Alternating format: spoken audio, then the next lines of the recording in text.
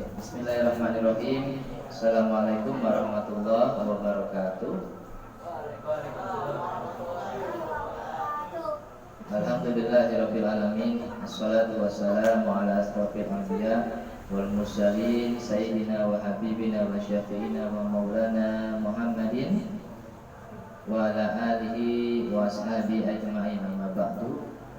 Yang sama-sama kita muliakan teman-teman guru kita Al-Mukarram Pak Ustadz Riri yang senantiasa dimuliakan oleh Allah Subhanahu wa taala. Ya, yang sama-sama yang saya sayangi, ya saya cintai karena Allah, santriwan santriwati TP Ar-Rahman yang senantiasa dicintai oleh Allah Subhanahu wa taala. Apa kabar teman-teman semuanya, sehat? Alhamdulillah sehat. Baik teman-teman, alhamdulillah kita panjatkan puji syukur kita kepada Allah Subhanahu wa taala yang telah begitu banyak memberikan kita kenikmatan, di antaranya nikmat iman, nikmat Islam, nikmat sehat, sehingga pada malam hari ini kita dapat berkumpul ya untuk berzikir di TP Ar-Rahman. Salawat dan salam kita sampaikan kepada suri teladan kita, baginda Nabi besar Muhammad sallallahu alaihi wasallam yang telah membawa kita dari zaman kejahiliahan, kebodohan menuju zaman yang penuh dengan ilmu pengetahuan.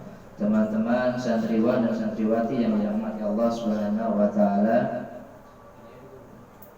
Teman-teman, kunci ya agar kita mendapatkan kebahagiaan di dunia dan di akhirat, ya teman-teman, kuncinya adalah satu.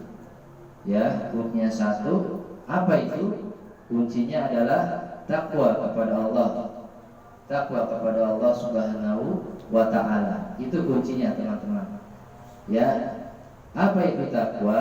Menurut para ulama, takwa itu adalah orang-orang yang senantiasa mengerjakan segala perintah-perintah Allah dan meninggalkan segala larangan-larangan Allah Subhanahu wa taala.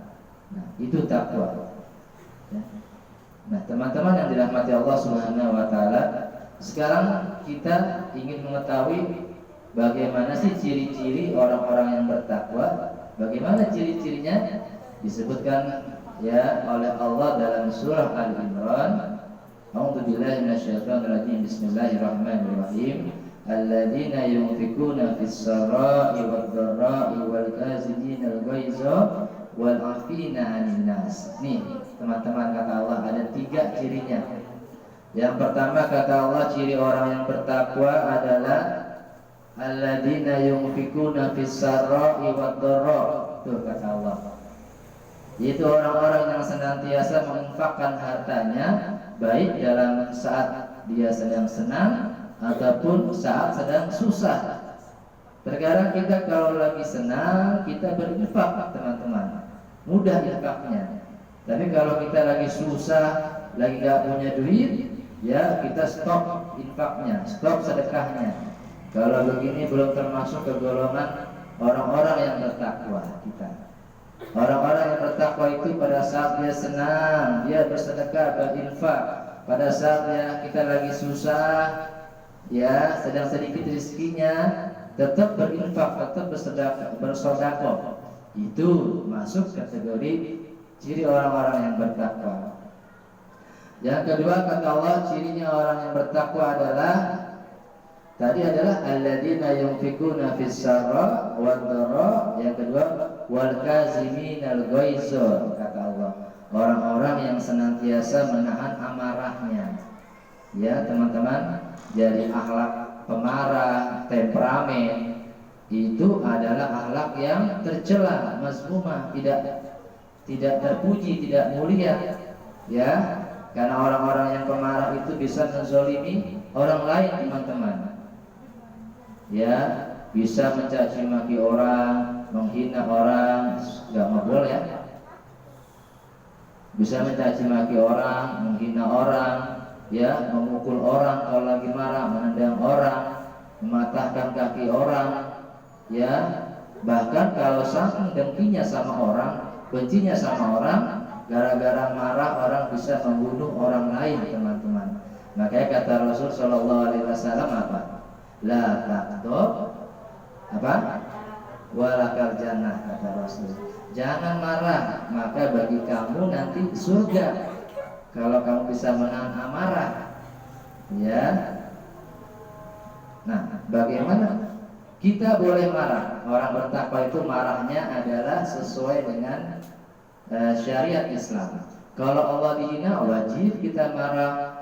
Kalau Rasul dihina wajib kita marah. Kalau orang tua kita dihina, kakak kita disakiti, ya kita harus marah. Kita nggak boleh diam. Kalau teman kita disakiti oleh orang lain, kita harus menolongnya, membelanya. Jangan diam saja. Itu marah yang berpahala, seperti itu marah yang disukai oleh Allah Subhanahu wa taala. Yang ketiga, orang yang bertakwa itu teman-teman cirinya wal afina anin nas, kata Allah. Orang-orang yang senantiasa memaafkan kesalahan manusia, ya, orangnya suka pemaaf, bukan pendendam. Ya, kalau ada orang minta maaf sama dia, dimaafkan sebelum orang itu minta maaf ke dia. Ini ciri orang-orang yang bertakwa.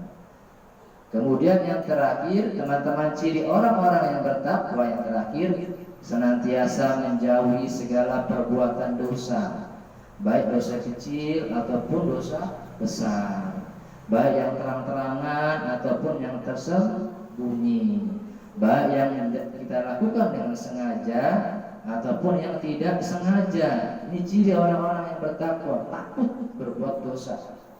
Karena kalau dia berbuat dosa, ada akibatnya, teman-teman.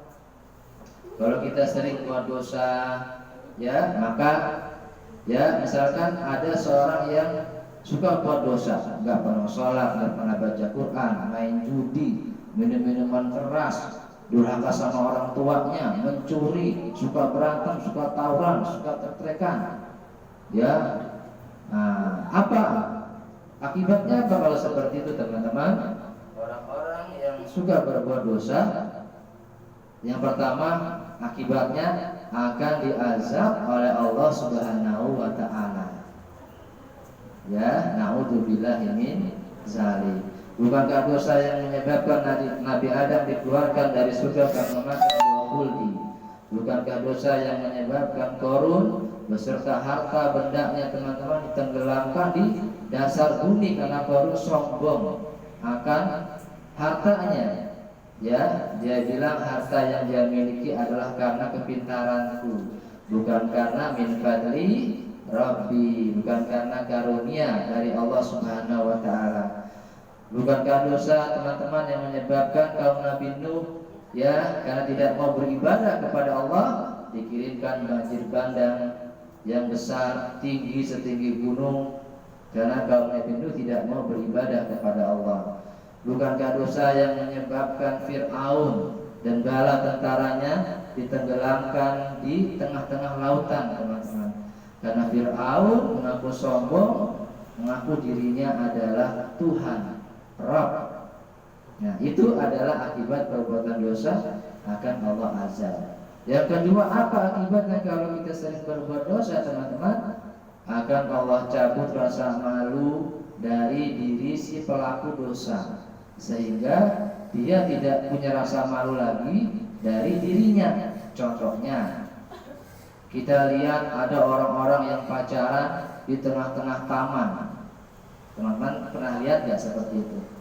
Ya, di taman-taman tuh pacaran, ya, mesra-mesraan. Padahal ya di situ banyak orang yang berolahraga, ada orang yang jogging, lari-lari, ada orang yang jalan-jalan, ada orang yang berangkat kerja atau pulang kerja, ada pedagang bakso, es, apapun pedagangnya, ramai orang, tapi rasa malunya ya tidak ada. Allah sudah cabut, ya. Nah, ada lagi contohnya, teman-teman, ya, kalau membuat dosa itu rasa malunya Allah cabut. Ya, kita lihat seorang wanita yang di tengah-tengah masyarakat memakai busana, ya, yang membuka auratnya, busana yang seksi terlihat auratnya, mengikuti budaya-budaya Barat, Amerika diikutin, bukan budaya Timur, bukan budaya Arab Saudi, ya, tapi budaya Amerika yang diikutin. Akhirnya di tengah-tengah masyarakat berjalan lenggak-lenggok, terlihat pahanya, terlihat dadanya, terbuka auratnya, ya. Ini dan dia tidak malu seperti itu teman-teman, pede aja jalan seperti itu, ya.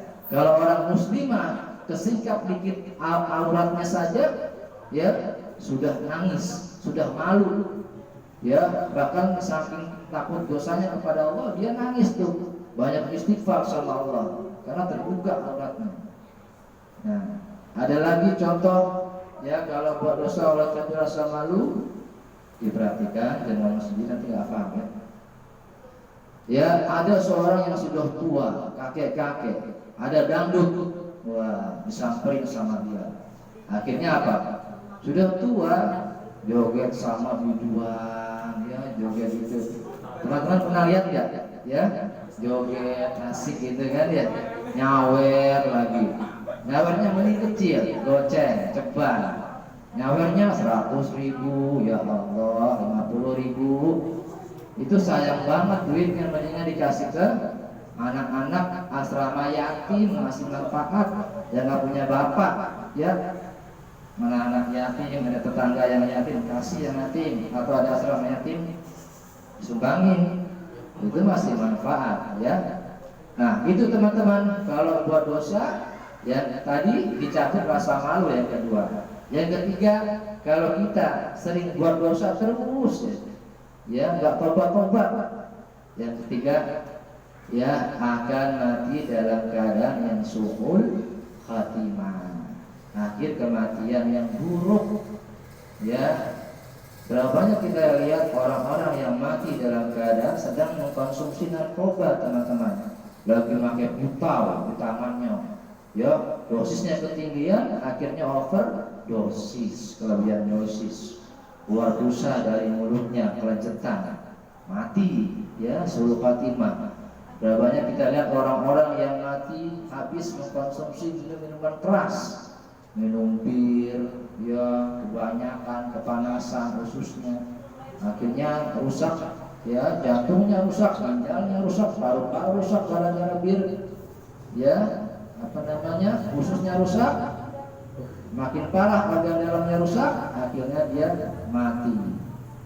Berapa banyak kita lihat, ya, orang-orang yang mati, remaja-remaja yang mati pada saat sedang tawuran. Ada nggak, teman-teman? Ada, saya dulu teman SMP juga, apa namanya, ada yang mati juga. Saya dapat kabar, saya dikabarkan oleh teman saya itu, si itu, ya, sudah mati kemarin, dia tawuran tuh di daerah domestik, ya, ketusuk bambu. Nah, ya, orangnya serem, ya. Nah, ini berapa banyak kita lihat remaja yang mati saat dia trek-trekan motor, ya, taruhan lagi judi tuh, taruhan motor, mau taruhan PS, mau taruhan bola, MU ketemu Barca, bocah-bocah judi, ya, nggak boleh, haram, mau catur, taruhan nggak boleh. Nah, itu teman-teman, matinya su'ul khatimah, ya. Kalau makanya teman-teman, kita dikasih Allah itu umur, dikasih kesempatan Allah umur yang panjang nih, supaya apa? Supaya cepet-cepet tobat, ya, tobat, sadar, ya, jangan sampai tobatnya pas sampai kerongkongan, nyawanya sampai di kerongkongan baru bilang, ya Allah, saya tobat hari ini, saya tobat ya Allah. Kalau nyawa dari kerongkongan kita tobatnya nggak bakal Allah terima. Udah terlambat tobatnya, udah nyampe di tenggorokan kerongkongan, nggak Allah terima, ya. Kalau masih sekarang, ya, Allah terima. Kita berubah, hijrah, ya, hijrah. Karena di dunia ini, ingat teman-teman, ada orang beruntung, ada orang merugi. Siapa yang beruntung? Orang-orang beruntung itu orang-orang yang setiap hari melakukan perubahan dalam hidupnya, berubah ke arah yang lebih baik, terus jadi orang baik, belajar jadi orang baik. Orang-orang rugi siapa, teman-teman? Orang-orang yang hidupnya stagnan. Tahu stagnan? nggak ada perubahan, gitu-gitu aja hidupnya. Dia ketinggalan sama orang lain yang udah jadi orang lebih baik. Ya udah belajar ini, udah pintar ini, udah ngaji ini, ketinggalan, stagnan, nggak ada perubahan. Bahkan perubahannya cenderung ke arah yang negatif. Ini orang yang merugi. Nih teman-teman, contohnya dia ini dulu kalau baca Al-Quran selalu 1 juz. Nanti 2 hari ke depan bacanya turun jadi setengah juz. Ya, 2 hari ke depan lagi turun, setelah setengah juz jadi ya 1 lembar. Ya, 2 hari lagi turun lagi jadi jarang baca Quran. Lama-lama dia nggak pernah baca Al-Quran, terus turun. Ini orang merugi. Ada lagi orang sholat, teman-teman, biasanya dia kalau sholat datangnya sebelum azan, inter shop pertama pahalanya besar. 2 hari ke depan datangnya pas azan baru datang. 2 hari ke depan lagi azannya datangnya sholatnya setelah azan baru datang. Pesannya lagi datangnya udah mulai sholat, jadi makmumnya masbuk. Kalau dia nggak sadar, nggak berubah, dia jadi orang yang merugi. Ya. Kemudian yang terakhir adalah orang yang biasanya dia kalau sholat ada zikirnya, ada wiridnya. Tapi kok tiap hari lama-lama habis sholat langsung pergi terus sampai dia tua. Ya, ini merugi. Ya teman-teman, yang terakhir, kemarin bulan lalu kita sudah melaksanakan puasa Ramadan. Ya, siapa di sini yang puasa Ramadannya full? Acung. Azam. Yang lainnya Fahmi. Siapa yang batas 1?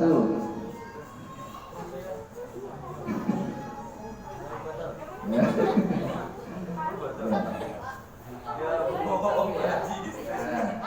Jangan lupa dikodok ya, diganti nanti puasa dikodok ya, diganti. Nah, oke teman-teman, dikit lagi, 5 menit lagi. Puasa bulan Ramadan tadi memiliki warisan, punya warisan. Yang pertama adalah jagalah spirit keimanannya teman-teman. Kita ketahui ya, di bulan Ramadan keimanan kita sangat naik pesat tinggi. Ya, di bulan Ramadan, maka selepas bulan Ramadan kita jaga yang namanya spirit keimanan kita. Jangan sampai imannya turun. Ya, harus menjaga stabilitas iman kita, jangan sampai turun. Ya, yang kedua adalah jaga tradisi ubudiyahnya, ibadah kita. Kita ketahui bulan Ramadan ibadah kita itu sangat berkualitas, baik di siang hari ataupun di malam hari, betul nggak? Ya. Nah, selepas bulan Ramadan ini 11 bulan ke depan, nah kita jaga juga kualitas ibadah kita. Ya, jaga salat malamnya, jaga salat berjamaahnya, jaga tadarus Qur'annya, zikirnya, sholawatannya. Ya, dijaga, jangan ditinggalin selepas Ramadan ini. Yang ketiga, warisan bulan Ramadan adalah jagalah kedekatan kita, kemesraan kita dengan Al-Quran. Ya, kemarin bulan Ramadan kita sangat intens dekat dengan Al-Quran. Ada yang mengatakannya sekali, 2 kali tiap hari baca Al-Quran di bulan Ramadan. Ya, maka 11 bulan ke depan kita jaga kemesraan kita dengan Al-Quran. Ada 5 kewajiban kita terhadap Al-Quran. 1, membacanya, ya, 2, menghafalnya, 3, mengkajinya, mentadaburinya, 4, kita mengamalkan isinya, 5, kita mendakwahkannya Al-Quran. Ya, punya target kayak tadi ya, sehari 1 juz, habis sholat subuh 4 halaman, habis maghrib 4 halaman, bisa ya, atau paling tidak ya 2 lembar, paling tidak 1 lembar. Yang penting tetap setiap hari baca Al-Quran, jangan sampai enggak baca. Oke, itu saja, semoga ada manfaatnya. La ilaha illallah. Wassalamualaikum warahmatullahi wabarakatuh.